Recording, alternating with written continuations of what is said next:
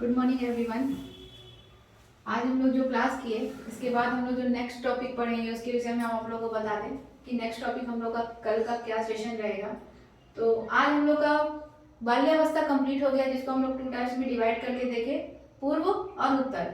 इसके बाद हम लोग का नेक्स्ट टॉपिक रहेगा कल का किशोरावस्था, एडोलेसेंस। ठीक है, इसमें हम लोग जानेंगे, ये हम लोग का मोस्ट इंपॉर्टेंट टॉपिक है, इसमें से बहुत सारे क्वेश्चन अराइज होते हैं।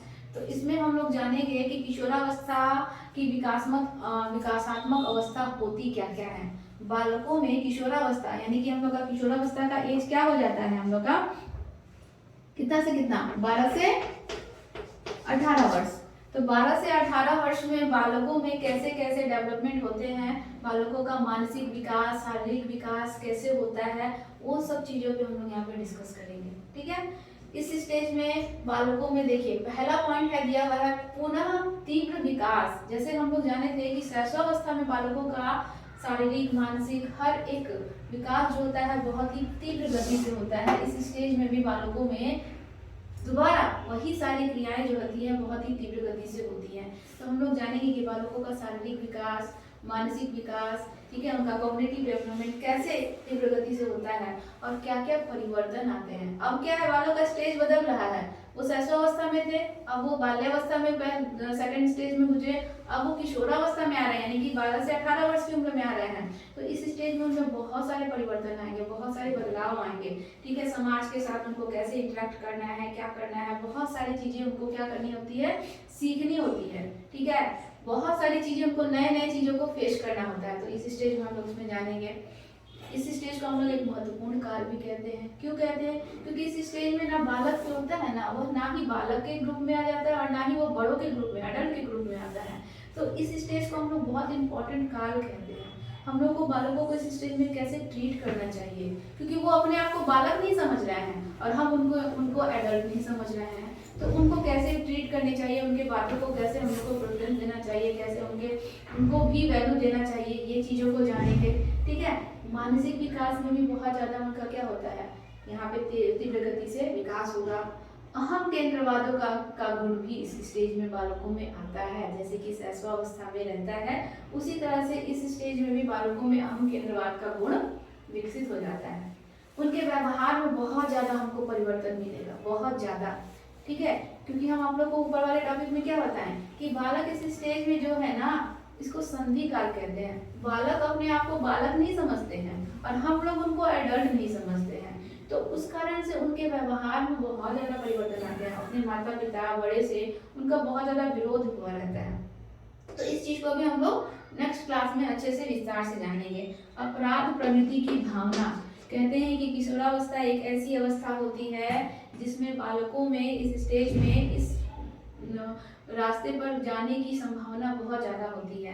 अगर पेरेंट्स उसको अच्छी तरह से ना समझे, उनकी भावनाओं को ना समझा जाए, उनके मानसिक स्तर को ना समझा जाए, उनकी स्थिति को ना समझा जाए, तो बालक प्राय गलत संगति में जाकर अपराध की भी भावना उनके मन में आ जाती है। और प्राय हम लोग देखते हैं कि इस स्टेज में बालकों में ये सारे हरकत जो है प्राय देखने को मिलते हैं। ठीक है, तो अपराध प्रवृत्ति की भावना का विकास उनमें कैसे होता है और कैसे इसको हम लोग रोकेंगे, ठीक है, कि बालक जो है उस रास्ते पर ना जाए, तो इस चीज को भी हम लोग क्लास में अच्छे से समझेंगे। पहचान संबंधित भावना, इस स्टेज में बालकों में बहुत सारा द्वंद्व बना रहता है अपने अंदर ही। अब क्या है, बालक जो है इस स्टेज में जब 18 वर्ष तक की आखिरी पड़ाव में आते हैं किशोरावस्था के, तो बालक में बहुत सारे द्वंद्व अपने अंदर उठते हैं कि वो क्या है, उनको आगे भविष्य में क्या करना है, अपनी पहचान कैसे बनानी है, कौन सा करियर चूज करना है, ठीक है, अपने फैमिली को कैसे सर्वाइव करवाना है। तो वो सारी चीज़ों के लिए उनके मन में बहुत सारे द्वंद्व, बहुत सारे प्रश्न होते हैं। तो इन सब चीज़ों पर हम लोग डिस्कस करेंगे। इसके अलावा भी हम कुछ ही पॉइंट्स आप लोग को यहाँ पे डिक्लेयर किए हुए हैं। इसके अलावा भी बहुत सारे प्रश्न हैं, बहुत सारे टॉपिक्स हैं जिस पर हम लोग कल डिस्कस करेंगे।